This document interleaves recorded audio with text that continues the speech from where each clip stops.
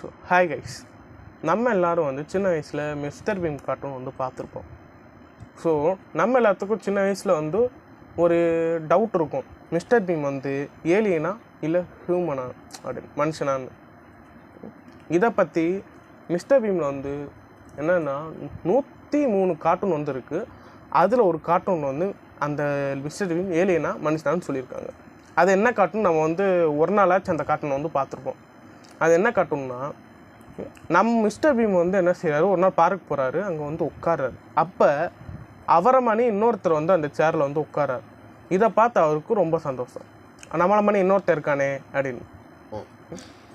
அப்போ வந்து ஒரு நாள் அவர் கூட நல்லா பேசி டைம் ஸ்பெண்ட் பண்ணி அவர் அடுத்த ஒரு நாள் நைட்டு, அதாவது அந்த நாள் நைட்டு வந்து என்ன செய்கிறாருன்னா, அந்த இன்னொரு மிஸ்டர் பீம் இருக்கார்ல, அவர் வந்து நம்ம மிஸ்டர் பீனை அண்ட் அவரோட கேர்ள் ஃப்ரெண்டை எங்கேயோ கூப்பிட்டு போகிறார்.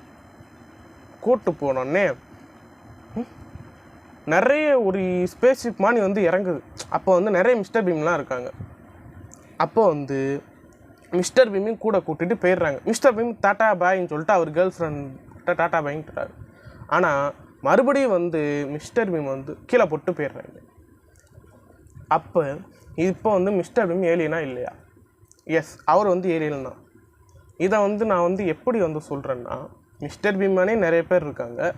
அண்ட் மிஸ்டர் பீம் லைட்டாக பிஹேவ் பண்ணுறதும் ஏலியன் மாதிரி தான் பிஹேவ் பண்ணுவார். அந்த கார்ட்டூனில் சொல்கிறேன். அப்போ இதை பற்றி நீங்கள் வந்து என்ன கூகுளில் கேட்டால், கூகுளும் வந்து என்ன சொல்லணும்னா மிஸ்டர் பீம் மிஸ்டர் ஏலியன் தான் சொல்லணும். நீங்கள் வேணால் டைப் பண்ணி பாருங்கள். ஸோ அடுத்து ஒரு சூப்பரான வீடியோ பார்க்கலாம். அது வரைக்கும் டாட்டா.